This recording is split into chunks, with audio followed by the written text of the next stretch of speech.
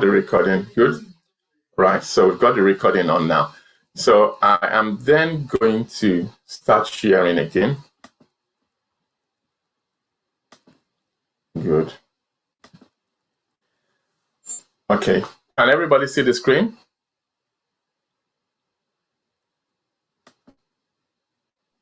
Yes, we see the screen. All right. Brilliant. Good. So one of the things I didn't say is that Tripart Care Hub is a Christian organization. We believe that the way to take care of human beings is to look at our spirit, our soul, and our bodies. And that's something that we are not shying away from. Interestingly, what we're now finding out, even in generic services, is that mental services are now saying, the Royal College of Psychiatrists are now saying that there's a survey that's been carried out, and that about 50% of people who use mental services actually do have a spiritual need. And that one of the ways that people feel that they've been failed is that their spiritual needs are not addressed. So that's one of the uniqueness of the services here. And so in that light, I'm going to actually pray before we start, and then we'll get going. So Father, we pray that you will help us tonight. You will help us to learn new things and to apply them to our lives, and to really be able to make those changes that we need in our lives, and to be able to overcome the stressful things that we encounter. In Jesus' name, amen. Right, okay. So a bit of a history about the hub. The reason why the hub was started was because over the lockdown, I began to get a lot of calls from parents, from young people who were speaking to me and saying that they were finding it difficult to cope with the lockdown, particularly among our young adults in church, young adults in the community. And that became something that I thought I could respond to. There are quite a lot of over that period. I was on a lot of Zoom calls. I was invited to a lot of places to speak online, and then I was engaged in countless phone conversations with young adults, with people who are just struggling. It looks like the fact that there was a lockdown meant that we were now alone with our thinking. We are now alone with our thoughts, and that it sort of opened the can of worms. And up till today, on the average, I still speak to possibly 3 or 4 members of our community on a weekly basis in terms of mental well-being, or supporting them in one way or the other. So that's why the Tripart Care Hub has actually been put together. It's a safe, sensitive place for us to come together as members of the community and look at our mental well-being and look at the issues that affect us peculiarly and how we can address them. What's the best way to really deal with these things? So the rule here is that we are going to be supportive of each other. We are going to feel free to express our thoughts. We are not going to feel that we are not going to feel that anything that we say here is going to count against us. It's really going to be a place where we can be solution focused and we can find answers. Because the important thing is that God not only cares about our bodies, he also cares about our minds, as well as he cares about our spirits. And okay, so in terms of the course style, the way the hub has operated and operates is this. We will usually have periods when we can reflect on things. All the courses that I've attended, or the events that I've attended, learning events that have really been of benefit to me, are the ones in which I've not only been given information, but I've been able to step back and look at my life and look at the information, or maybe my clinical practice, and look at those things and see, how does that compare? How does that match? What are the things that I can do to actually make a difference in my own practice or in my own life as a result of being on that event? So today, that's the way we are going to do as well.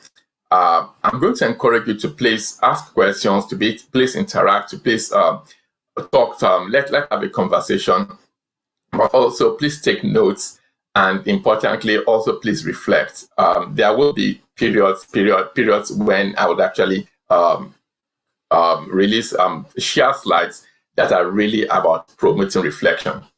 So, and the other thing is, when we then come to the new hub next week, next month, and subsequent ones, we will take views of people who have attended the previous one to see whether there's been any changes, or whether there's been anything that they've learned that they are now putting into practice. So with that in mind, I'm going to move on to, okay, so that's the same slide. So what are we hoping to go through today? It's important for me to have a free session at the end where we'll have questions and answers, and we'll just share thoughts and share opinions. That's going to be very important. But also, I'd like us to, because I know that a lot of people are joining us today for the first time, one of the things that we are going to look at is what's mental health? Mental health is something we hear about, and it's something that is bounced around quite often. Mental health. What does that really mean in the real sense of it? That's one. The second thing is, what is stress? Because today's theme is actually about stress management. So what does stress really mean? What is good and bad stress? Because the reality is that stress is good.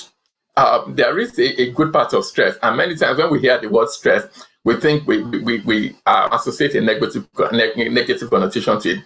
But there is a positive part of stress that is actually good, that can help us going. So how do we differentiate between good and bad stress? And then what are the effects, the negative effects of bad stress on our social life, on our physical body, on our minds, on our spiritual life, and generally as a whole being? What are the damaging effects that stress can cause us? And then, importantly, today, like I said, we're all about solution focus. We're all about getting results. We're all about making positive changes. So there's no point talking about stress without talking about developing stress management skills. And the good thing about this, the reason why I'm excited about tonight is because some of the principles I'm going to share tonight, I have used them in my own life, and I can vouch that they work. In fact, some of the principles that I'm going to share tonight, I use them very, very constantly in my clinical practice, and I see the results right there and then. So I'm happy to be able to recommend them, because there are things that work. And really, if we are determined for change, if we are really determined that this is something we want to conquer, we can actually do it. And of course, stress recovery plan, at the end of the day, we are going to look at 12 simple strategies that you can put into your life. There are 12 simple strategies that you can actually apply in your life to try and combat stress. Of course, not all 12 will be relevant to everyone, but then some I'm sure that at least one of them will be relevant to you that you can take home.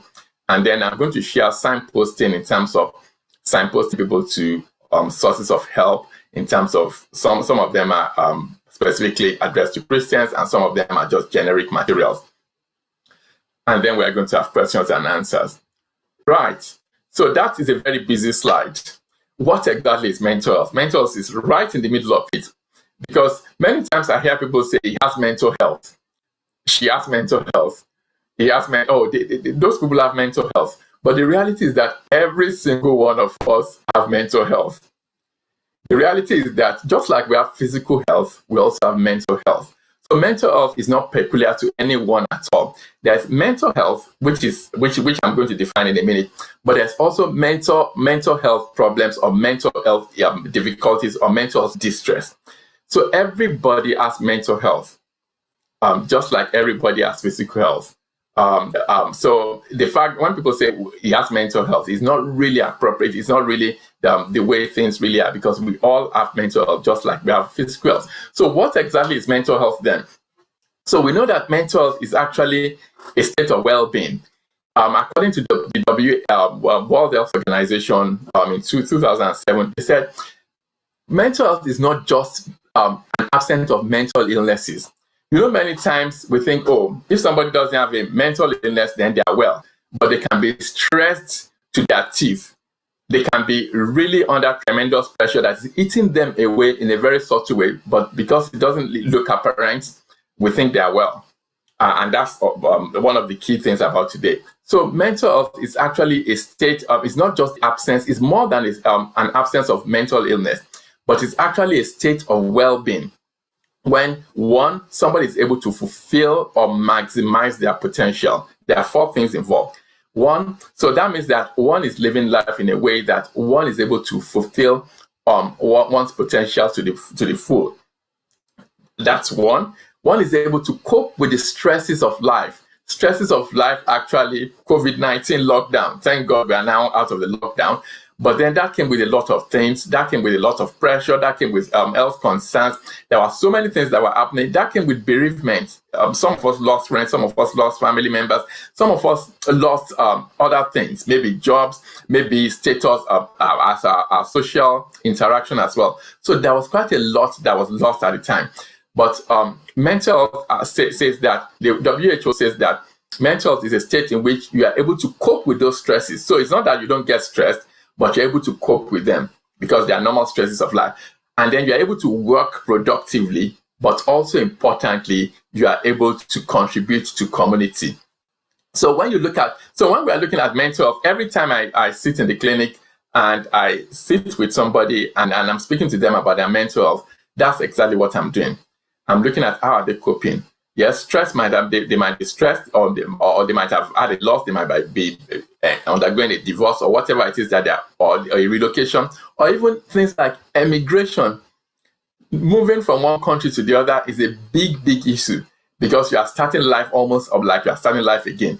And all of those things, when they are not managed well, they could actually result in mental problems. So we have a baseline to refer to. We know what mental health is now. So what exactly is stress? And the thing to also note about mental health is this, that stress plays a very key role. One of the things we know about mental health, for instance, is this, that mental health is not a fixed thing. Sometimes somebody is mentally well, they are healthy, but I talked about coping with the normal stresses of life. I talked about the various things that can happen in life. When that happens, our mental health sometimes can shift. For instance, if somebody loses their job, or they've had, or maybe they've moved from one country to the other, or they've started a new job, sometimes it's positive things. They can be under more pressure, but because they have maybe they have family support, maybe their pastor supports them, maybe their friends support them, maybe there are people who are checking on them, maybe there are people who are making sure that they are eating well, they are sleeping well. All of those things, actually, even though they are under pressure, they are still coping because they have a lot of support. However, if all of those support is taken away, or some of those support is taken away, they might find themselves in a position in which they are now struggling in terms of they might not be able to sleep well at night. They might be staying up worrying, and more importantly, they might also find that they are skipping meals. They might find that they are beginning to feel that life is a struggle. Maybe they are missing work. Maybe they are trying to avoid social contacts. All of those are beginning to happen. However, if that is mitigated, if something is done, maybe they speak to a counselor, or they get support from family and friends, they could actually go back to where they were. They could go back to coping, and they could go back to healthy. But if nothing is done in terms of mitigating all those stressful factors, they could actually become unwell, in which they have a mental breakdown. And that could be in form of depression, it could be in form of even losing complete touch with reality, or it could be in form of anxiety. All of those things can also happen when stress is not well managed. The key thing I want to note here is that stress is a key factor in moving, or managing stress or not managing stress is actually a key factor in moving between these different forms of different spectrums, the polars of mental health and mental well-being. So what is this stress?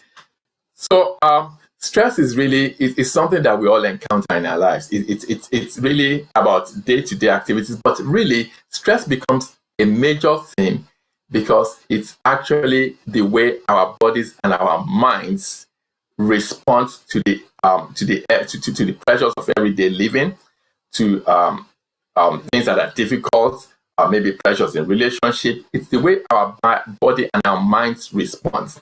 That's what stress really is. And that's why I said everybody experiences it. But it's the way that it's managed that is different.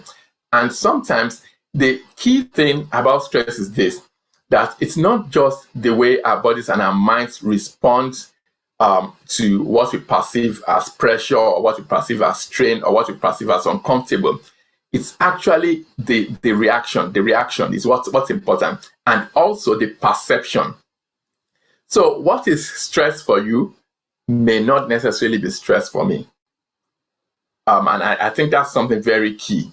So really, so in a nutshell, putting it very mildly, stress, when somebody says, in the real sense of it, when somebody is stressed, that person has symptoms or features that are associated with physical and mental strain. And that could be in form of depression, it could be in form of even physical problems like hypertension, and they usually result as a reaction to that person feeling pressured or feeling under pressure or feeling threatened. And the real word, the buzzword there is it's a perception. And that means that one of the ways we can deal with stress going forward, as I'm going to go forward very shortly, is in our perception. We can actually reframe the way we think about those challenging situations that we are dealing with that is causing us to feel stressed. Also, according to the Royal College of Psychiatry, the Royal College of Psychiatry says that is the way that those features of stress can be manifested in they can have emotional, they can be manifested in our feelings, they can be manifested in physical symptoms, and also changes in our behavior. So when you are looking for stress, when you are looking, am I stressed or not? Because I'm sure that probably one of the questions we are all asking today is, am I stressed? Am I not stressed? Am I dealing with stress well? If we are looking for answers to those questions, those will be the places to look at our physical symptoms, which I'm going to come to, changes in our behavior, and also changes in our feelings or in our emotions. At this point, I just want to ask whether there's any thoughts in the room, any comments, any questions, I just want to be sure that we're all singing on the same page.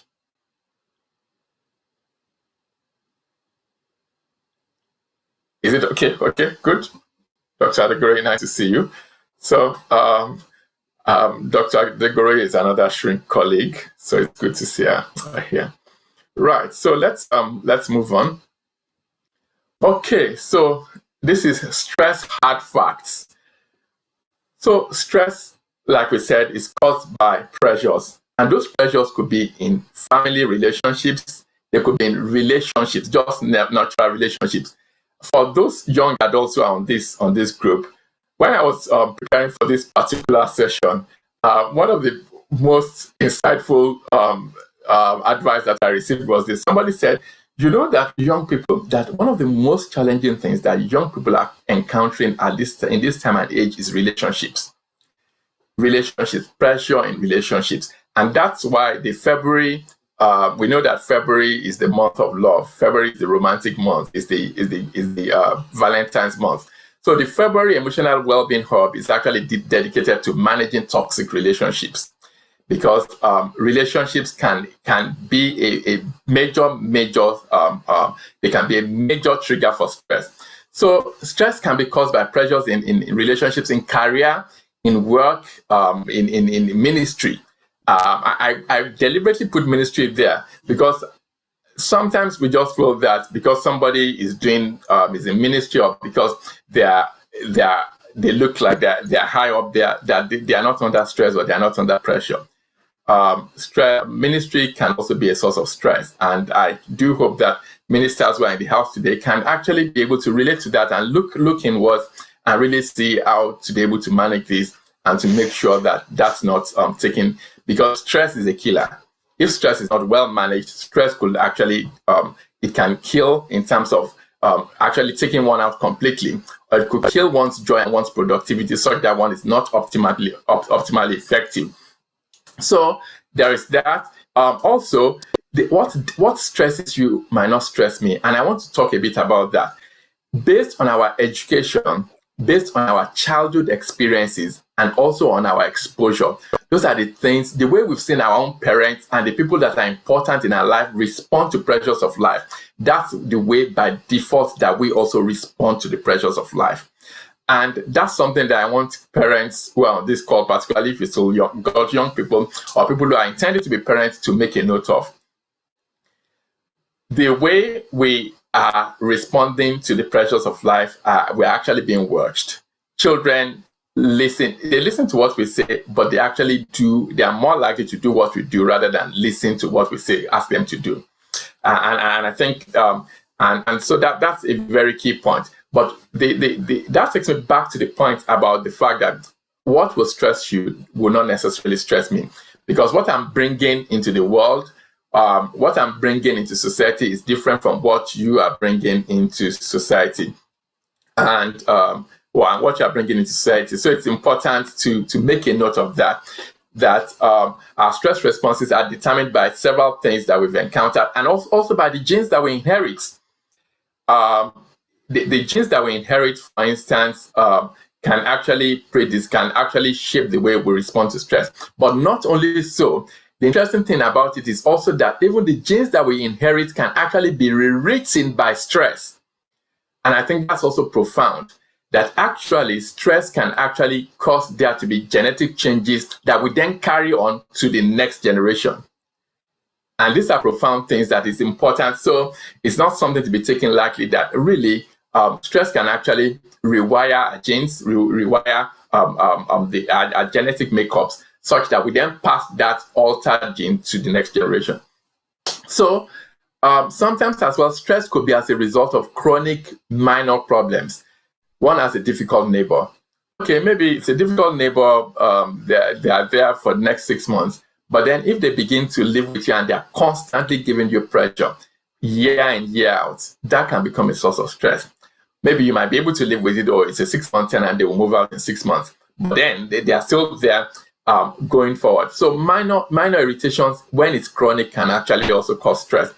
And then positive events like things like even getting into a relationship, getting married, having children.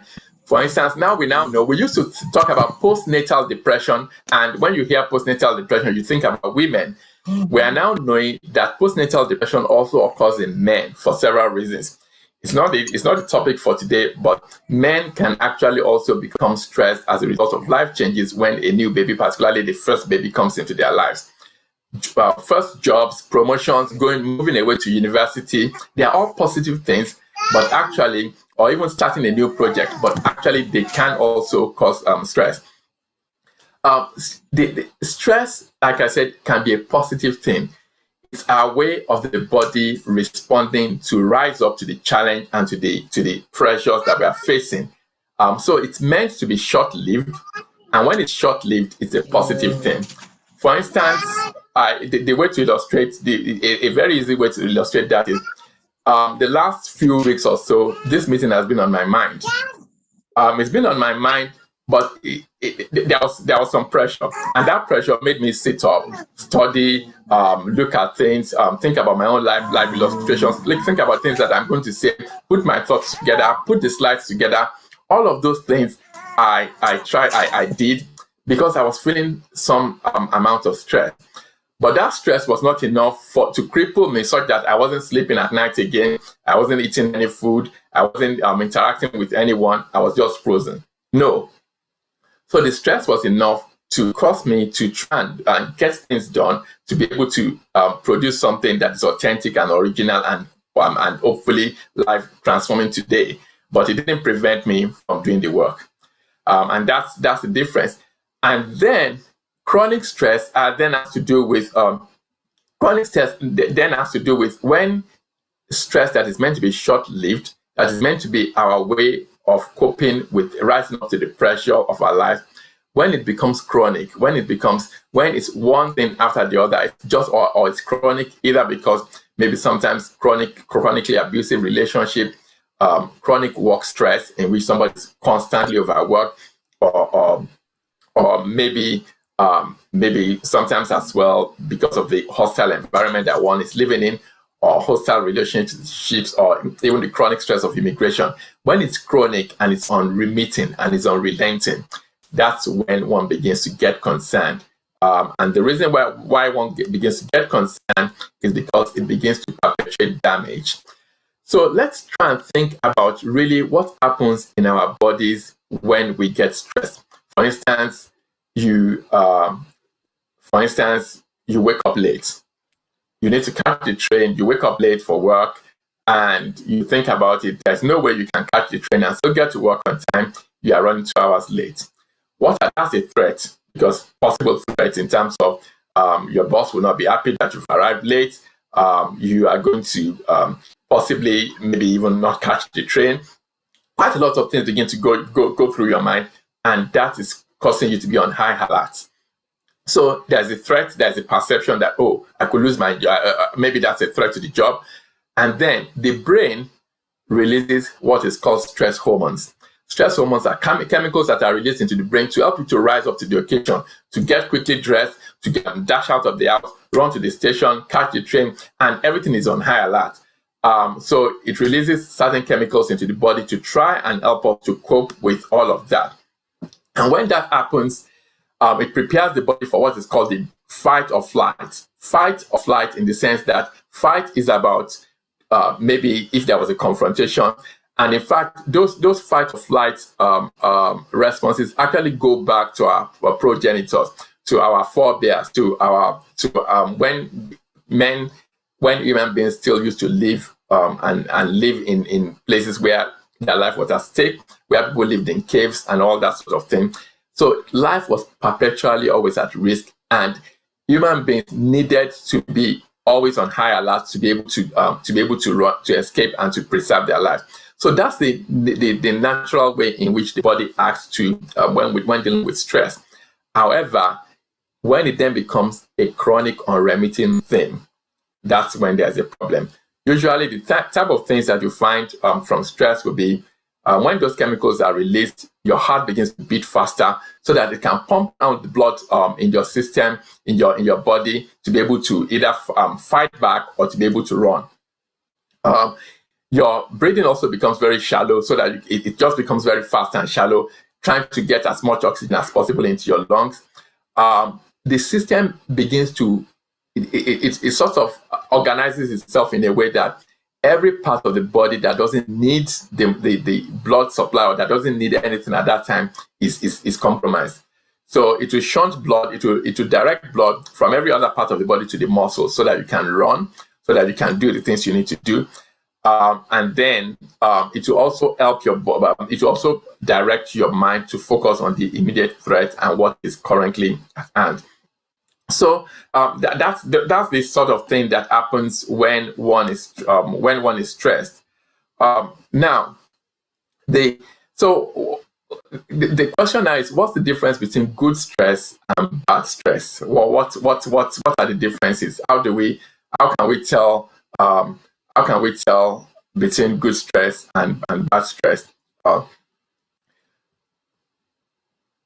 Okay. So this slide is actually courtesy of the photo credit is for Delphi's. The photo credit is for Delphi's learning, and so we start out. What this shows is that, I talked about the optimal levels of our performance earlier when we were talking about mental health. So when we start out, really, stress allows us to be able to optimize our function at some point. So when you are here, for instance, this is the level of stress. It's low level stress. You might even be bored. You are not really engaged because there's no pressure, there's no push, there's no drive. Nothing that stimulates you. It's like being on a job that you're overqualified for. So you are not really stimulated. Nothing really gives you a drive or humph to really go for it. And then the pressure begins to mount here. Maybe you get given more responsibility. Maybe something in terms of threats. Maybe something more threatening to you. Maybe it's threatening your finance, for instance, or maybe it's threatening your relationship. That catches you more. And what that does is that it actually helps you to improve performance. When that happens, your performance actually improves. You rise up to the occasion, all the stress hormones are released, and you match the expectation. However, as the pressure continues to increase, by the time you get to this point, you find out that the performance actually plateaus. you find out that at that point, you can't, no matter how, if the pressure increases further, your ability to be able to perform actually begins to decline. And that is when we begin to enter the zone and the territory over here where things are getting a bit concerning.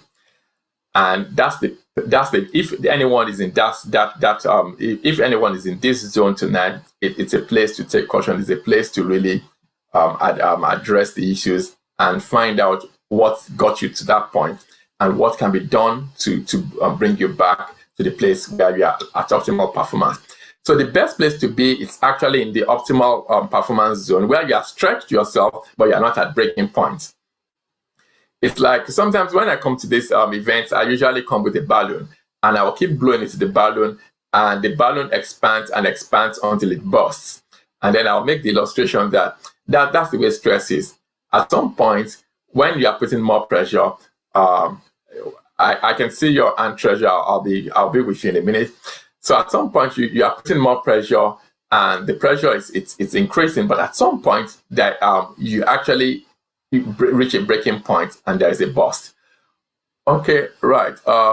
So please unmute yourself, and I can see Treasure has got her hands up. Or is that a legacy hand? Okay, right. It's probably a legacy hand. Right. Okay. So that's so basically it's so pressure can be a good thing because it helps us to improve productivity, but it's only for a short period of time. It's only when it's chronic and it's unremitting. And I think I've said that a number of times, but I want to say it again. That's when it becomes a problem. And that's when mental illnesses, physical problems, which I'm going to highlight very shortly, that's when they begin to occur. And then, of course, burnout. Okay, so what does chronic unmitigated or toxic stress looks like?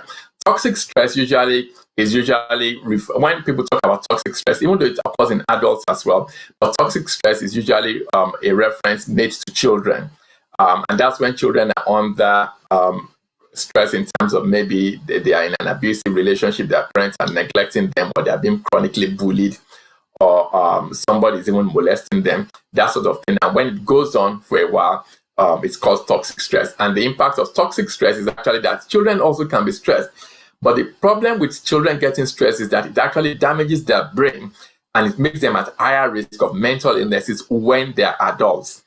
And so sometimes when people see somebody present with a mental difficulty in adulthood, they think, where did that come from? But that might have been as a result of some of the stress that they had suffered in their childhood that wasn't addressed. The way to deal with that is usually that if there is a supportive, nurturing adult relationship in the life of that child, that many times is always compensatory. But I just thought that I'll put that out there, particularly for because I do know that there are parents in the house, as well as there are people who have responsibility for children as well. So chronic unmitigated stress is when there's consistent feeling of pressure. So like I talked about the neighbor, or somebody who is under who is under an abusive relationship of any form. It could be abusive relationship at work, or abusive relationship in their families, or even in a marriage, or it's something that is chronically there, or sometimes it's actually one stress to the other. Sometimes it's multiple stressors, maybe multiple bereavement, for instance. Somebody's just had losses and losses and losses, and not really recovered, and it's been rolling from one thing to the other, and they've not really had respite, or they've had several things happen all at the same time: job losses, chronic health problems, or a spouse is ill, all of those things, or being bullied, or even challenges with education, all of those things happening all together and then spreading over time. What are the physical symptoms? I said there are usually physical symptoms, there are emotional symptoms, and there are also changes in behavior. Physical symptoms will be things like aches and pains they are not justifiable. There's no rational reason. They're just aches and pains, feelings of tension, changes in appetite, decreased libido. And then when we look at actually the physical health problems that are associated with chronic stress, high blood pressure, dementia, and I want to say in terms of dementia that a lot of people who are under chronic stress, sometimes people think, oh, I'm okay, I'm doing well, I'm coping well. Now, science tells us, neuroimaging tells us that actually before dementia actually manifests, that their brain changes already 10 or 15 years before that, 10 or 15 years earlier. So there are changes that are already taking place. People are not aware of it, and it looks like life is still going on as normal, but there's quite a lot that is going wrong. So chronic stress is actually a killer in the real sense of it. Heart disease, heart attacks.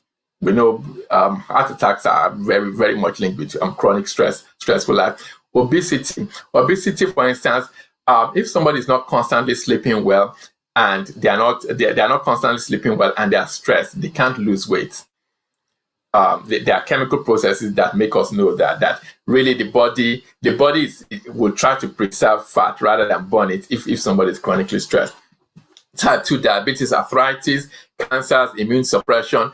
There was a study carried out in one of the American universities, and what they did was they starved people for a few nights, and they then looked at their genetic level, they looked at their genes, and they looked at what was happening in the genes. What did they find? They found that one, the genes that were associated with promoting immunity, that help us to fight disease, a lot of them had been inactivated. They also found that the genes that also promote well-being in terms of fighting cancer, genes that are associated that when those genes are active, that they can actually lead to cancers. What they found was that those genes were actually more active. So all of this tell us the physical impact that stress could actually have on human beings. We know that insomnia, not sleeping well, staying up and ruminating and worrying about events, and worrying about what might have transpired over the day, or what may not be, or what may be in the future. All of those are features of chronic stress as well. Withdrawing from some social life, not being able to think clearly, just being muddled in one's thoughts. Mood disorders such as depression, such as even sometimes people who have a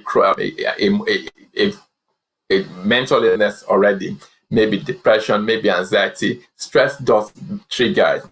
The way to think about it is, people also say, that really sometimes we inherit certain genes which make us more at risk. However, those genes load the gun, but it's actually stress that pulls the trigger. So genes so not everyone who has inherited a gene, for instance, that makes them at risk of depression or makes them at risk of psychosis develop the illness. But stress, unmitigated stress, actually then the gun is loaded already. But you can have a gun for 100 years in your loft that is loaded, nobody touches it, nobody moves near it, and it's there and nothing happens. However, if for one single day somebody goes there and they pull the trigger, then there's a shot. And that's a good way to illustrate that.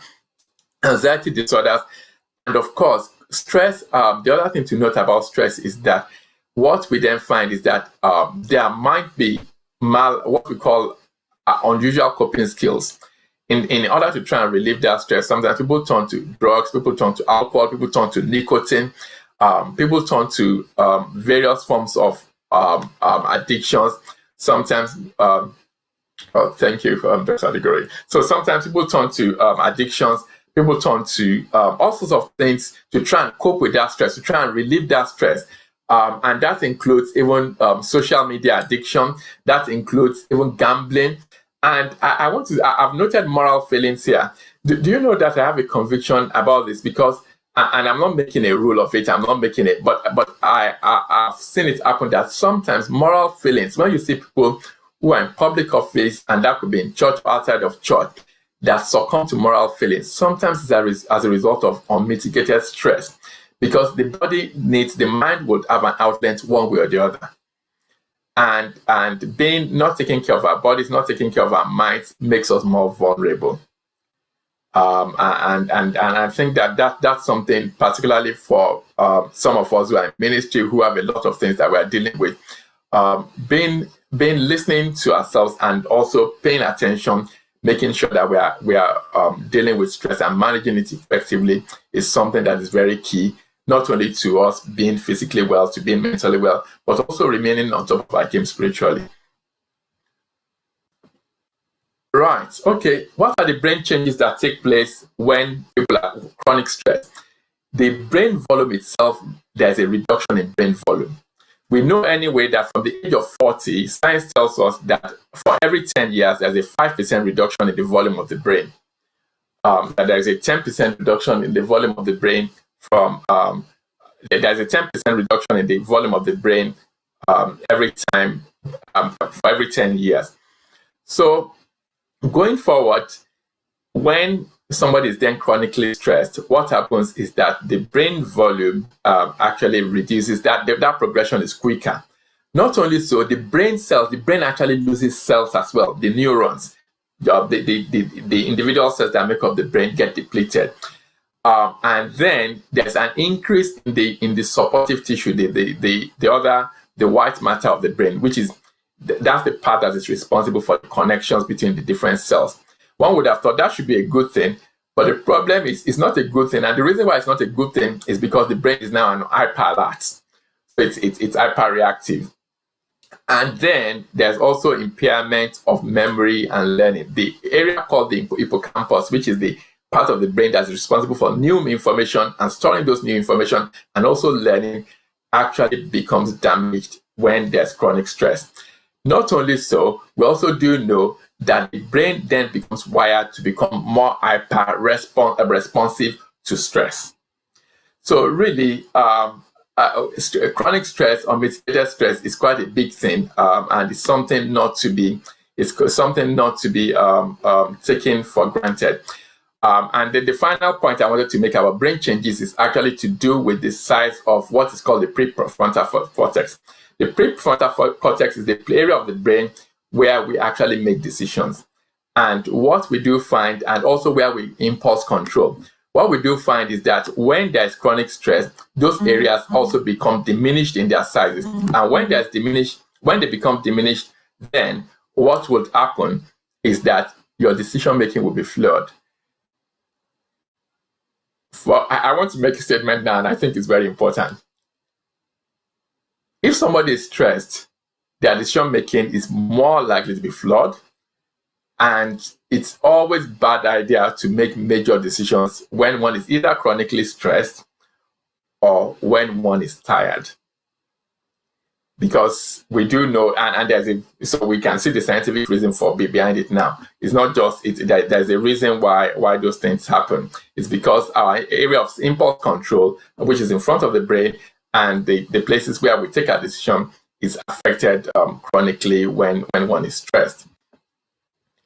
Right. So this is the bit I'm going to ask us to pause. I want us to look at this slide. I hope everybody can see it. And I'll just like us all to look at what's on the screen and to answer the questions for ourselves. Please, you don't need to. I'm not expecting you to share the questions, but I want you to do a self-assessment because I think it's very key for us to be able to assess the. It's like we're assessing ourselves. We're assessing ourselves and looking at.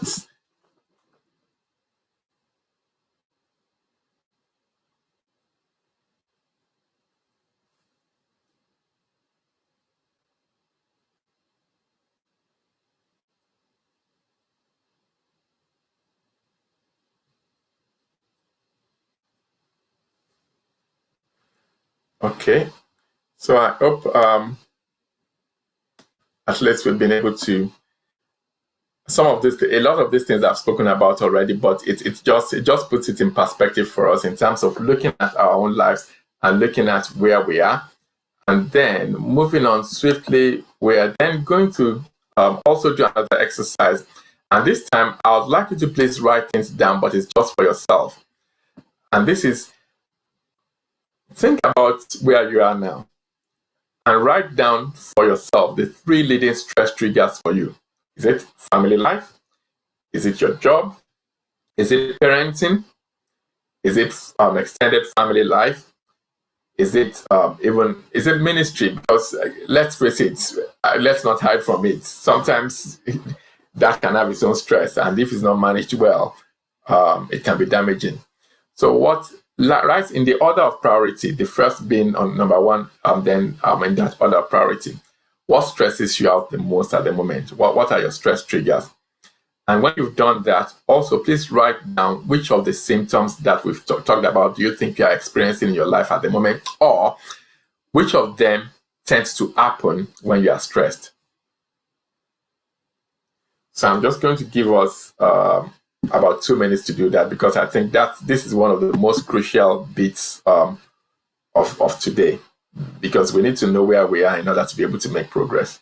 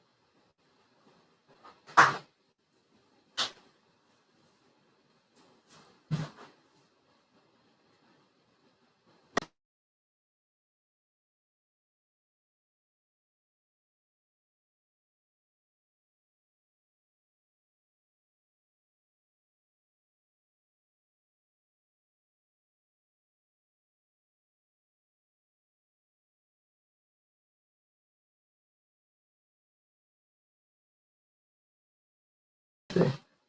How are we doing with that?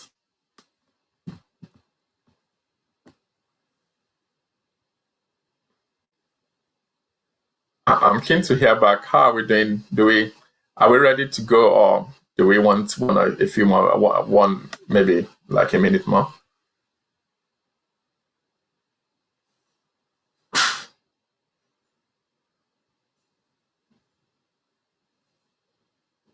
Okay, right. So okay, I'm just going to respond to some of the comments on the slide.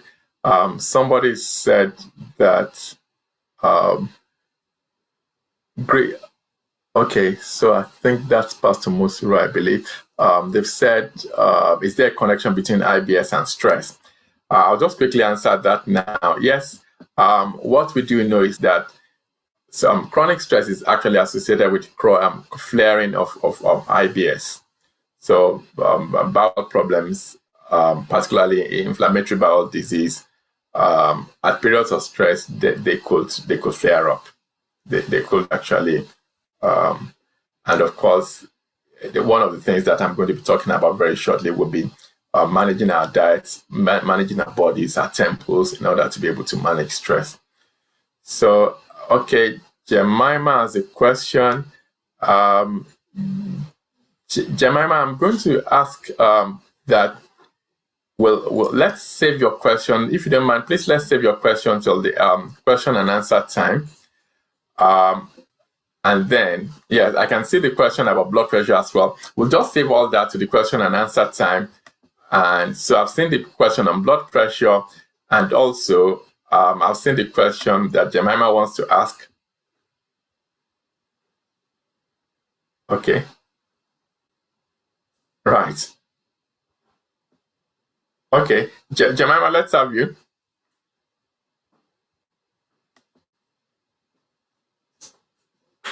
Right. Okay. Okay. So let's just move on. I'm quite aware that time looks like it's speeding by. Right. I understand there's some crackling noise, so I'm going to use my headphones.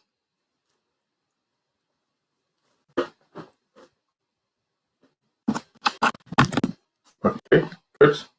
You still hear me? Yeah? Please indicate if you can hear me. Right, good, thank you. Brilliant. Okay, so we'll go on now. Right, so stress management techniques. Like I said, stress happens to everyone. We all are under pressure. Sometimes we feel stressed because there's too much demand on our time, there's too much demand on our resources, financial resources, emotional resources, sometimes our spiritual resources. So stress, it's something that everyone encounters, but it's the way we manage it and deal with it that is then important. And usually for every this 60 approach is one that I use for any mental condition at all. When I give these talks, I usually anchor my thoughts based on the 60 approach because T's are very easy to remember. And I suppose I'm biased because my first name, my birth first name starts with a T as well. So I suppose that's why I've anchored all my thoughts on a T, but never mind. So trust. So I'm just going to quickly whisk through that. If we're able to manage our trust, our thoughts, our temple, our time and treasures, as well as traumas, then that's a good framework to look at stress management. And I would go into that very quickly. So stress management in terms of trust. I said earlier that the Royal College of Psychiatrists is now telling us that as psychiatrists, we should actually try to begin to develop skills in addressing the spiritual needs of our patients, or at least asking them about it. So that's quite interesting, isn't it? The Royal College of Psychiatrists is saying, hang on, guys, psychiatrists, yes, your patients have spiritual needs, and some of them actually want you to ask to be interested because that's important to them. And that's a good thing, because trust here in terms of stress management is actually about managing your trust in terms of a trust that is beyond you. So for me, I've declared that up front from the beginning that I'm a Christian and that I'm a minister. For me, that trust is in God. For some people, their trust might be in their family relationships. For some people, it's in the environment. It's just something that is special to them and that's beyond them. Now, in terms of managing trust as a means of managing stress, that's really about managing the trusting relationship in our life that is beyond us. Like I said, in this case, for me, it's a relationship with God. There's now massively evolving body of research showing that faith is actually good for mental well-being, and that faith is actually good for stress management. That better outcomes are associated with faith, both in physical and mental difficulties, and also particularly with stress management. Particularly, what are the things that we found in faith that is working in mental well-being and stress management? Particularly, gratitude, being grateful no matter what's going wrong, and that's quite interesting, isn't it? That's not new to us. I know that there are a lot of I know that maybe not everyone on this call is a Christian, but I also know that there are a lot of people who are Christians on this call. We know that it's a good thing to give thanks.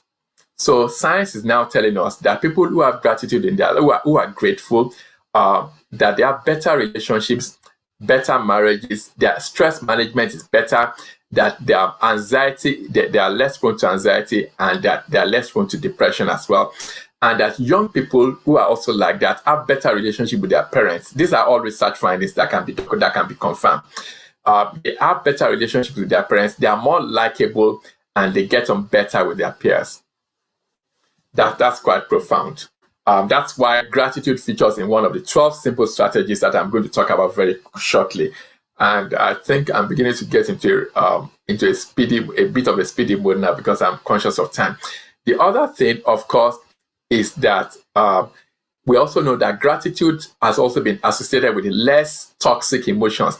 Things like envy, anger, strife, bitterness, unforgiveness, all of those things. I mean, research shows that people who are habitually grateful and who have gratitude in their lives are less likely to be victims of such toxic emotions.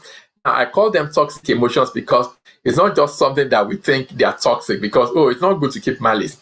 Science is now telling us that when people exhibit such emotions, that literally it damages the genes.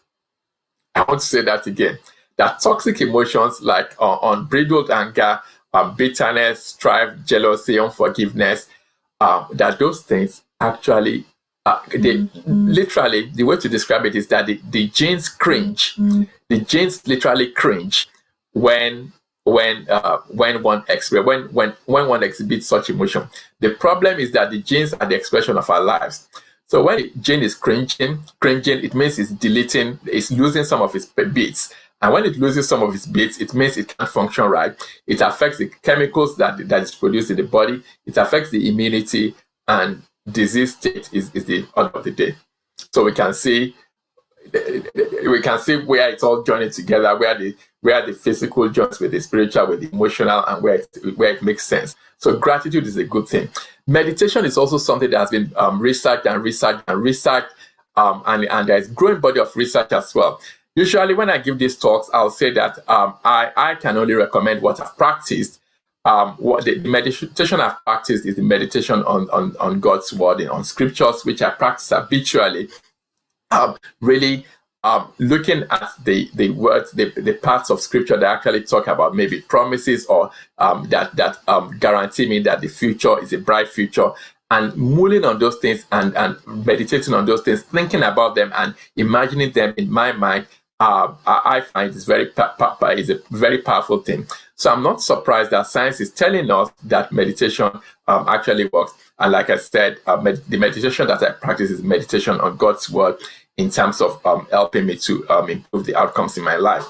And for those who are aware, there are quite a lot of scriptural references to that. One of them, Isaiah 26:3, says, "You keep in perfect peace whose mind is stayed on you."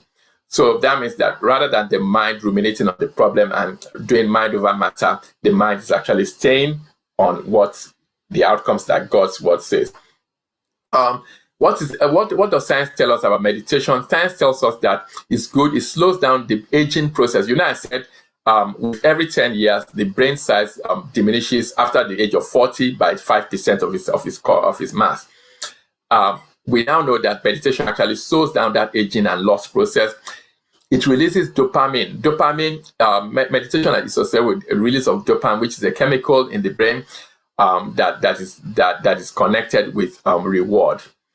It's a type of thing that's released when people take cocaine. We are now saying that meditation actually also gives a similar effect. We know that also it releases serotonin. Serotonin is about mood balance. So balanced mood. It also helps. It also takes attention. It decreases the activity in what is called the me center in the brain. The me center in the brain is where when you are self-absorbed, when you are worried about the future or worried about the past, that's where the activity takes place. Meditation actually causes diminished activity in those areas, which means that self-rumination and being self-absorbed and being ruminating can actually be curtailed by the act of meditation, like I said, on scriptures. And then decreased activity in the fear center. Decreased activity in the fear center actually has to do with, like we know, fight and flight, really dampening that effect as well. So what else do we know? So that's about trust. So some of these things that sometimes we hear on the pulpit, science is actually bearing them out now, which is quite interesting. I find that really very exciting. For those who are interested in the literature, the person to look out for is a person called Professor Koinings, Harold Koinings, from the University of North Carolina in Durham, American man. He's got his professorship in faith and well-being. I'm just going to type his name for those who will be interested in doing that, who will be interested in looking him up. It's for those who are interested in looking him up. Yeah. For those who are interested in looking him up, it's Harold Koining. Professor Harold Koining. And it's South Carolina University.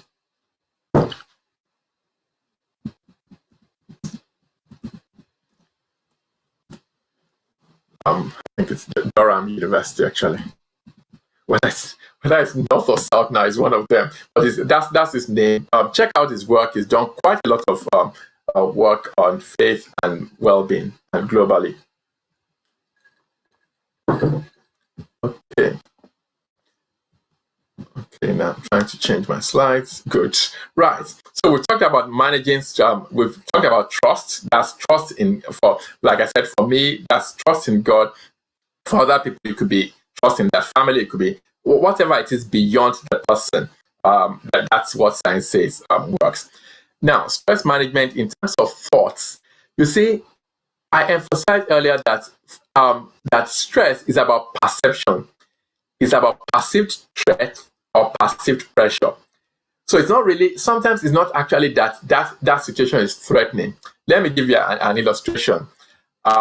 Many years ago, I was, okay, thank you, Dr. Agoro. It's North Carolina, yes. All right, okay. So many years ago, I took my driving test. I think this was would have been about 18 years ago, so 17 or 18 years ago. Took my driving test. It was the first time I was taking my driving test. I've been driving back home in where I grew up in Nigeria. However, I hadn't driven in the UK, and I'd done more than a year of practicing and all that. During my driving test, when we get to a zebra station, a zebra crossing, by which time the driving test was about 5 minutes to be over. So I was really keen to just get this. I thought, oh, maybe it looks like I've held it together so far. I haven't seen him stop the car suddenly. It doesn't look like he's distressed. It doesn't look like he's upset about anything. So I might be maybe I've just hacked this together. Maybe I've just pulled it off. We get to a zebra crossing, and all that is on my mind is just getting this thing done quickly. Let's just finish this show. There are two pedestrians. I still remember that every time I drive past that pedestrian crossing, I remember this story. Two young ladies decide to cross just about the time I'm about to reach the zebra crossing, so I stop, and I stop in time. That's good. However, by the time they were just about 2 steps away from the other end of the zebra crossing, I put my legs on the pedal and I drove off. And at that point, I thought, yes, Ayodele, you've just blown it. You have just blown it. All this while, you've been keeping it together, but now it's done. You've blown it. So I then said, okay, what can we do now? And then to worsen matters and to confirm my worst fears, my driving tutor looks up at the sky and says, oh, it looks like it's just about to rain. I mean, let's be honest. What was he trying to tell me? What else could he have been telling? What else could he have been telling me when he looks up and he says it's just about to rain? So I think, oh yes, yeah, I know it's about to rain, and I know the rain, and I know who is in the rain without an umbrella. So something just rises up in me, and I ask him, I say, are you trying to hint me that this is over, that I've just blown my driving test? He said, oh, no, I don't mean that. I really, really mean that it's about to rain. Can't you see the sky?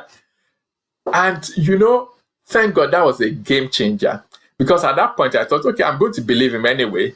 If he says he's not talking color, if he says he's not talking to me in parables, I'm going to take him seriously.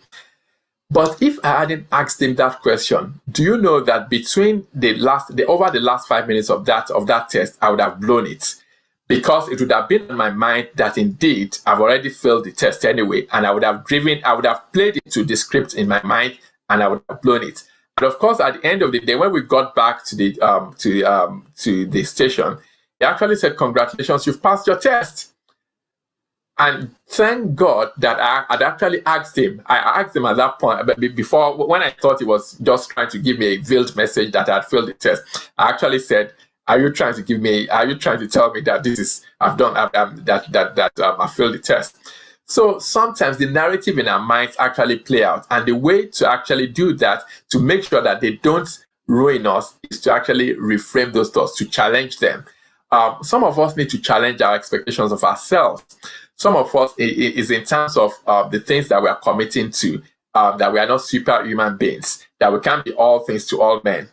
That's just really cutting down the not only the expectations it's also the expectations that other people put on us. Because when we overcommit ourselves, it's actually a recipe for stress. And I'm going to get to managing time very soon. So the thing to realize is that our thinking is very closely related to our emotions and is very related to our behavior. So if we only can think about things differently sometimes when we are going through a very difficult patch in life, if we can only begin to look at what is going well at this point, what are the things that I can be grateful for even in this very terrible situation? But even if I'm clutching straws, because we now know that actually the things that we focus on, when we change our thoughts that way, when we reframe our thoughts, when we catch ourselves thinking, we check those thoughts and we actually change them, that actually it has a better outcome and it can be productive in relieving stress. So that's the catch it, check it, change it, illustration. And I mean, like I've given a personal illustration. The other way to actually reframe those thoughts, reframe the toxic thoughts that are associated with stress, is to recognize them. That's catching them, to recognize them. And I encourage you to begin to pay more attention to your thinking. In fact, what I'm expecting is that from tonight now, because of this encounter that we've had, you will begin to be more conscious of your thoughts. It's just the way it is. When you decide to buy an Audi, it suddenly looks like every car that passes you on the road is an Audi. It's not because there were no Audis on the road before. It was just because you have now decided to an Audi is more conscious. So you are more alert to Audis. So recognition, you will begin to recognize the inner, because we never think about what we are thinking. We think effortlessly.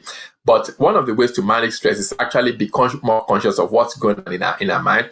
Rationalizing those thoughts is about checking them. And one of the most solid checks that I use is God's word. And is it true? Is it honest? Is it of a good report? Is it something that I should be thinking about that is not going to turn out well? I'm going to go under. I'm not going to pull out. I'm not going to pass this driving test. This is going to be my end. All of those things, are they things to think about? Are they honest? Are they just? And then if they are not, then I can reject them. I can actually choose. I say to people that one of the ways to manage stress is to actually choose the things that you dwell on. Just like I go to Tesco's, let me make a confession. There are aisles I try to avoid during Christmas at Tesco's. One of them is the aisles where where they store Christmas puddings and mince pies, because I know that no matter if I pass through those aisles, somehow, I don't know whether I pick them off the aisle or they get into my trolley, one way or the other. By the time I'm at the counter, there are 2 or 3 packets of mince pies in my trolley. I don't know. They just get in there. So, but in the same way, we can actually go to the store and choose it. We can go to our store in terms of our thoughts and choose the thoughts that we want in our minds. We can also, if they are not serving us right, we can replace them and we can actually change them. Replacing them is choosing the things that we want to think about. It's not going to come easy, but it's possible. It's something that I know works because I've done it over and over again. And I know that we can choose whatever is pure, we can choose whatever is true to actually think on them. It's like we are really, just like we practice healthy eating, we can actually practice healthy thinking as well. Rejoicing, that's another thing, to even when there's nothing to be happy about, to really, I'm going to have a positive attitude. Yes, it's true. I've just been told I didn't get the job, but it's not the end of the world. I'm alive, I'm well, I'm here. And yes, there is also life. So I choose. And journaling is something very powerful because it helps us to actually see it actually shows us the thinking processes in our minds, and it helps us to be able to see where we are hearing and what we can do differently. Managing our bodies is really the thing I want to talk about here is caffeinated drinks. They are not very good for stress. They are not very good for anxiety, and they should be controlled. Alcohol, obviously, alcohol will lift the mood for a very short while, but it will then put the mood back into a sink. Exercise, that's a very powerful one, because exercise is one of the most powerful things, life changes that we can introduce into our lives that will help us to manage stress. That's the way I manage stress. I've got several things happening in my life in terms of what I'm committed to, but at least twice a week, it's a priority for me to be in the gym and to go on the treadmill. it's a priority. It's not something I compromise. And if the sky is falling, you'll still meet me in the gym on either on a Monday morning, on Monday evening, or on a Friday evening. It's just something that I have now known that is very important for my sanity, and I don't compromise it. Sleep. Sleep is also another very, very, very important one.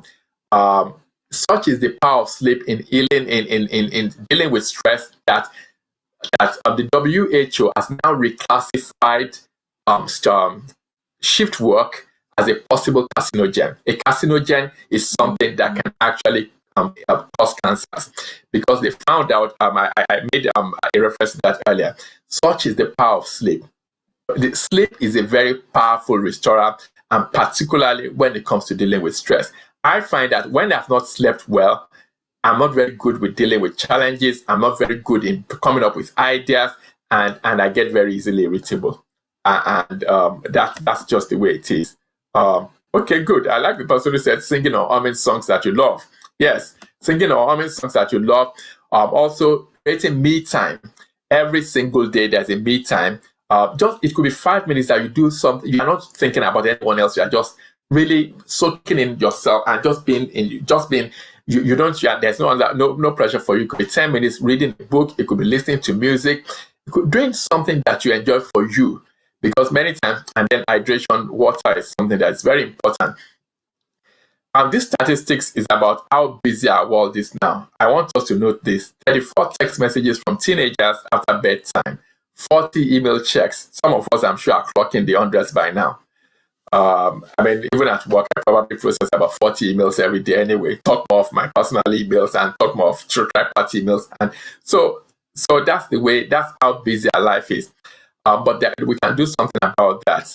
What we can do about it is that we can start looking at our commitments and see whether we are actually playing to our strengths or not. A while back, when people ask me to do things, I'm always very quick to say, oh yes, I'll do it. But these days, I step back and think, am I able to give my best to this? Am I really depriving those people and myself of the best by committing to it? And am I playing to my strengths? That's about managing our time, because if we don't manage our time well, we'll be stressed. It will be like perpetually on the treadmill. And one of the ones I will recommend for us in terms of playing to our strength is to do the personality test. 16personalities.com is a very good place to actually, you answer questions, and then it will print you out. It will actually send you an email on what your strengths are, and I found it so powerful. It's helped me to be confident about saying no to certain things, about saying yes to certain things with assertiveness as well. Keeping a list, to-do list, that's something that I found so effective. When you get the lists out of your brain into, yes, my dear daughter is asking me here. So I'm IFSJ. I'm introverted. ISFJ is what I am, because so I've been advised to share that. So I'm ISFJ for those who would like to know. So keeping a to-do list is so life. I think it can be a stress buster. When you carry all those things in your head and you are carrying them all over the place, it's just like they keep nagging at you. But when you write them in a list and you get the joy of taking them off the list, you will actually find out that some of those things that stress us out perpetually are not as stressful. When I have it on the list, it makes makes life manageable. I can then break them into chunks, and then I can know how to go about them. The other thing is that I block out self-care time. That's on a daily basis, weekly basis, monthly basis, and quarterly basis. Just a time for me. I know it sounds selfish, but really, if we don't do it, to be honest with you, we won't be the best. We won't be able to give to anyone else, because at some point, we can't pour out of an empty cup. That's the easiest way to say it. So when you are actually dedicating time to take care of yourself, you are actually helping yourself to not to be stressed, but also to be able to maximally fulfill your potential in Christ. Okay, good. So that's 12 evidence-based 12 management strategies. Gratitude journal, start your day meditating on scriptures and praying. There's also, like I said, if you want to check that out, just check the work of Professor Koenig's. The cup analogy, powerful, right? Okay, good. Okay, so cultivate calmness in your environment. Ecotherapy, tidying your environment, being tidying up your environment, clutter free, decluttering the place, being streamlined, all of those things. Bringing water, for instance, I like to bring a lot of nature in. An aquarium would be a good thing. Music therapy, when you're at your most stressed. Do you know that music actually changes atmospheres? Music does change the atmosphere. Music has been associated with violence, and it's also been associated with anxiety, relieving of anxiety, and also lifting people's spirits. So music is a very powerful thing. And when you're at most stress, when you've just received that bad news, okay, thank you for that, Dr. Shro. Being in nature as well, all of those things are very important. Okay, Mike is playing up a bit. Okay, is it better now? Okay, so and then one of the other areas where stress can occur is in spending. Have an accountability partner. If, for instance, one is married, that would be a good person to be accountable to. I won't spend more than such an amount of money without consulting you first. It's just I commit to saving such an amount of money every month. It helps to be able to get things along. Setting phone reminders for breaks, stretches, and for drinking, for hydration. Sometimes at work, that's the only way I can make sure that I stand up from my desk, from seeing patients after patients, trying to catch up with paperwork, that I really make sure that it's done. Observing screen Sabbaths. Prolonged screen time, for those of our young people who are on the call, has been, particularly social media time, has been associated with certain mental illnesses, depression, anxiety, and body image problems, and low self-esteem, particularly among women. That's a study from the University College London. It's fairly new. So that's something to bear in mind. And the other thing is, if you want to monitor your screen time, or if you want to actually scrutinize how much you are doing well with your screen time, that website is by Google. It's a micro website, wellbeing.google.reflect. It not only tells you how well you are doing or how not so well you are doing, it will actually also give you a plan as to how to reduce your screen time to healthy limits. Screen time apps, screen time usage, they're all things that you can do, and they're all very helpful. Temporarily disable accounts or delete an app. Yeah. So if there's a particular app that is taking so much of your time, you can commit to somebody and say, maybe it's your spouse, or maybe it's your friend or your brother or your sister or somebody who is a friend, and say, I commit that I'm going to be off Facebook for the next 2 months. It's not, heaven will not fall down. London Bridge will not fall down as a result of that. Analyze and review your relationships. Like I said, the February event is going to be on toxic relationships, because I really think that that's something we really need to deal with. I know it's a sacred cow. We don't like talking about it in our community, in terms of both our spiritual and our cultural communities, but we need to go there someday, and I'm happy to be the person who's going to go there. So I hope you'll come with me. Get professional help. Get professional. It's okay to pray. It's okay to read the scriptures, to meditate on scriptures, but it's also okay sometimes to get professional help. And the concern that, they won't understand my culture or they won't understand my faith, is no longer valid at all. Okay, those are possible online. There are quite a number of online resources. Relaxation exercises, for instance, breathing exercises. These are all, there's nothing demonic about them, or nothing that is anti-faith about them. Muscular exercises are just relaxing your muscles from your toes and working them up, your group muscles. When you concentrate on that, it actually slows down all the stress reflex and all the overload of the chemicals in your body, and it slows down everything. So those are resources. Some of them are Christian resources. Some of them are actually generic resources. The Caroline Leaf book is one that I would highly recommend. And for those who are also interested, Caroline Leaf, Dr. Caroline Leaf, she runs a YouTube channel which I listen to very, very often. The New Mood Therapy is a good book for anyone who is dealing with depression or who is dealing with low mood, and you are looking at non-pharmacological, that you don't want to take, you are not keen on medication, but you want to look at how to use your thinking to actually improve your mood. Right. Yeah, you're welcome.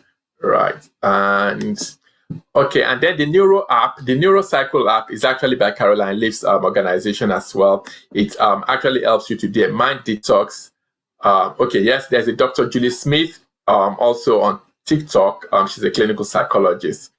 So the Neurocycle app is actually one that helps you to, for a 21-day period, to look at your thinking and to actually alter and adjust to challenge your thinking and to modify your thinking. And I want to say, in terms of just now, that's come to me, just possibly the last thing I want to say before I round up, is that the Neurocycle app actually helps you to be able to monitor your thoughts. But importantly, there's a myth around that people believe that it takes 21 days to form new habits. That's not correct. The most reliable research on habit formation is from the University College London. And it actually shows that it takes between 18 and 251 days, between 63 and 251 days to form new habits. So it's very important, and that there's no one size fits all. It depends on how long you've had the habit. It depends on how what that habit means to you, and it also depends on how complex the change is. Finally, for those who would want to take a test, you want to know, am I stressed or am I not stressed? www.stress.org.uk. That's the Stress Management Society. It's called the Stress Management Society. They actually have a test that you can take, and if you take it, they will then send you an email, and they will tell you whether you are stressed or whether you are not stressed, or how you are coping well, and they will also give you a plan on what to do. And I believe that's I believe you are welcome, Brother James. Thank you for the feedback. Right. So, and I just want to say that we've got a monthly. These meetings take place every last Thursday of the month. The next one is going to be on toxic relationships, like I said, and I'm really super excited about that. I really think that we need to be talking about our relationship and as it pertains to our mental health, because just like stress, it can be positive and it can be negative. We also have a WhatsApp group. So anyone who would like to join the WhatsApp group, please let me know. We do give daily bite-sized information on mental well-being at those WhatsApp groups. And the next meeting, which is going to be themed on toxic relationships, is actually on the 24th of February 2022. And right, so that's just me done. And so please mark your diaries. Yes, there are a few questions in the chat which I'm now going to go through, but I did promise Dr. Jemima that so that's for those who want my contact, that's my contact details. And I'm just going to ask Dr. Jemima, please unmute yourself and let's have your question. And then I'm going to go through a few questions. I am aware that it's now about 2 minutes to 8:30, and I do honor your time. So if you do need to go at 8:30, please do. Thank you for joining us today. And if you do need to go at 8:30, please do feel free to go. And for those who can wait, we'll be finished in about 5 minutes. Okay, hi. Okay. So my question would be, obviously we've been talking about different types of stress and different ways to manage stress. But I guess, when do you think would be the appropriate time to contact your health professional if you feel like maybe you're not able to handle the stress? So like, what would be the appropriate time? Thank you. Yeah. Thank you, Dr. Shishaw. That's a very, very important question. Yes. So, like I said, we all deal with stress. The way to know that it's time to contact to ask for professional help is, one, when it starts interfering with sleep, and it's now something that is more than a 2 week. Usually a 2 week period, but after 2 weeks, then it's an alarm bell to ask for help.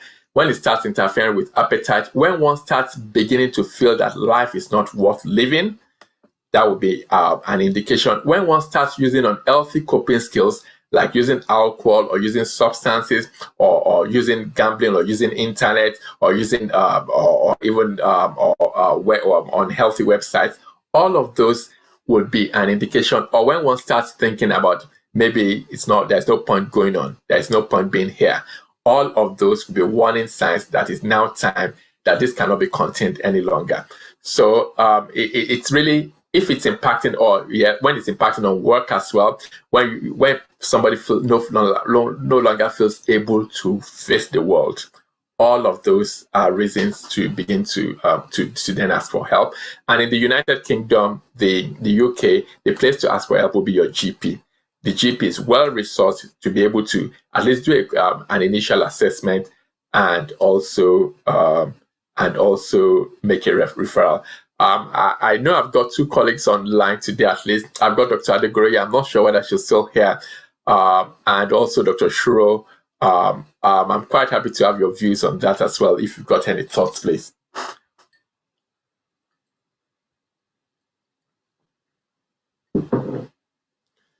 So any of you can go first, either Dr. Shuro or Dr. Adegoroye. Please just go for it if you are there. Okay. So there is a question here. When a man of 50 plus is peeping on porn site, is that a question?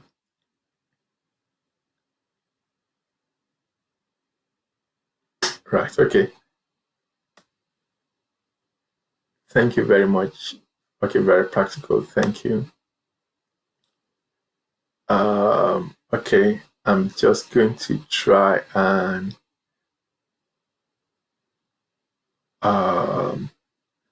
I'm trying to find some of such an important. Okay, thank you for all your feedback and comments. That's really much appreciated. Right. Okay, I'm just trying to find questions. I know that there was a question earlier. Thank you for that, Dr. Shuro, about art and nature. Okay. Yeah, when you have it on your list, it reduces the weight in your head. I agree. When you have a to-do list, the to-do list has been a lifesaver for me, really. It helps me to see that it's manageable. Singing and humming songs, yes. Singing can be very therapeutic. Practicing healthy thinking, just like practicing healthy eating as well. Very, Pastor Grace, thanks for that. Very helpful information to use personally and with the families I work with. Okay, I'm happy that that's helpful. Yes, Dr. Adegoroye has told us that Professor Koenig's is actually based in North and not South Carolina, and it's Durham University. Okay, Sister Fumi Adeyi, thank you for that comment. Okay, Mr. Owen Rich, I really like the 60 approach. I consider trust in God as very critical in mitigating stress. So do I, my dear sir, my kind sir. So do I. Traveling, yes. I enjoy traveling, and that's something I like as well. I consider my car as my sanctuary sometimes because I'm by myself and I can just really have my me time. If I have plenty of things to accomplish at the same time, I can be stressed thinking where to start from. Yes, that's true. I agree with you, but I think writing a list actually helps you to see it clearly, and then you can then prioritize which is the most pressing one. Time management as a measure to deal with mental well-being is also something I've got on my list going forward. Basically, just to give you a sneak peek, there are 5 ways you can deal with your time commitment. You can decline tasks. You can decline them from the word go. You don't even allow them to get into your territory at all. You decline them. You can do them because they are pressing, they are urgent, and they are important. You do them, or you can also delegate them either because they are pressing, but they are probably not important. So they need to be done, but they can be done by somebody else.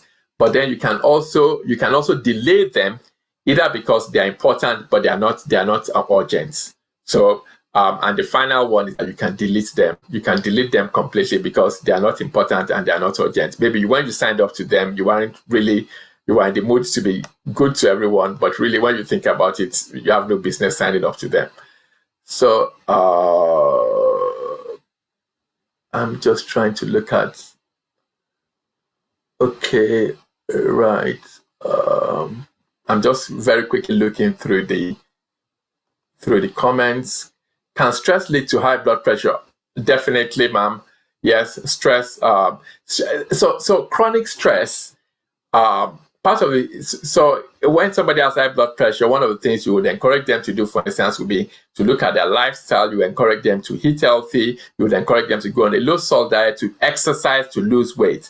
So chronic stress certainly has been associated with high blood pressure and of course heart attacks as well. Yes, IBS. I think I've answered the one on IBS. I'm just trying to see whether there's anything else that I haven't answered. Okay.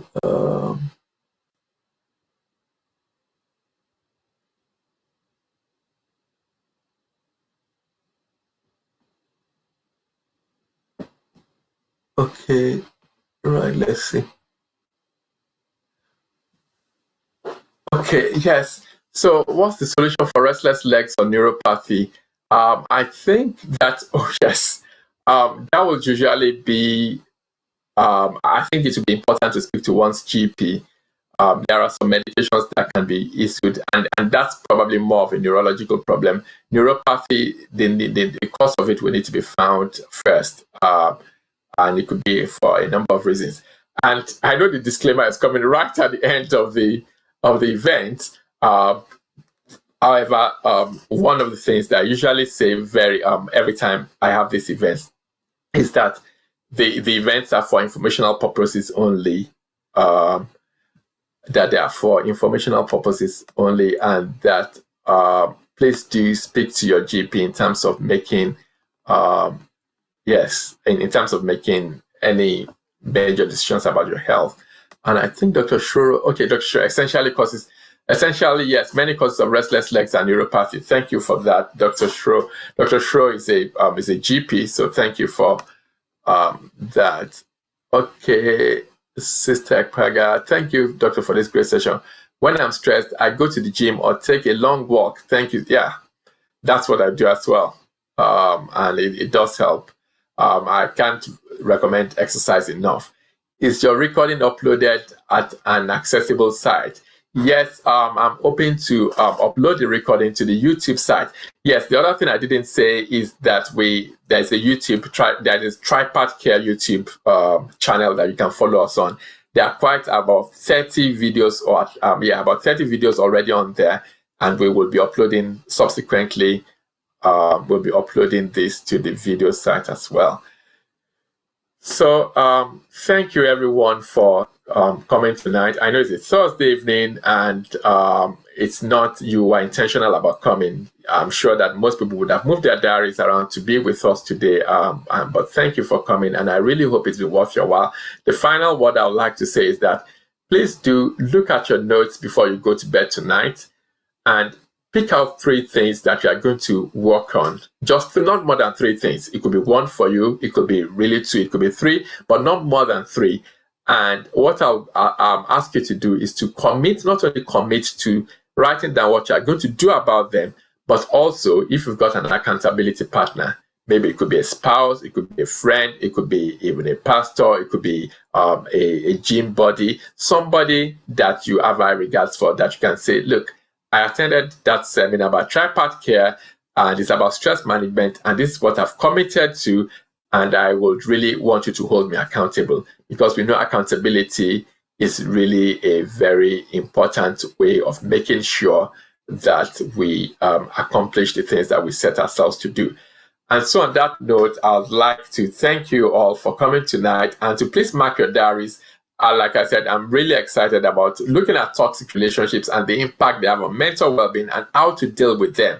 Sometimes, how do we deal with relationships? How do we even recognize that they are toxic? So that's going to be Thursday, 24th February 2022. And thank you all for coming, and God bless you, and have a good night.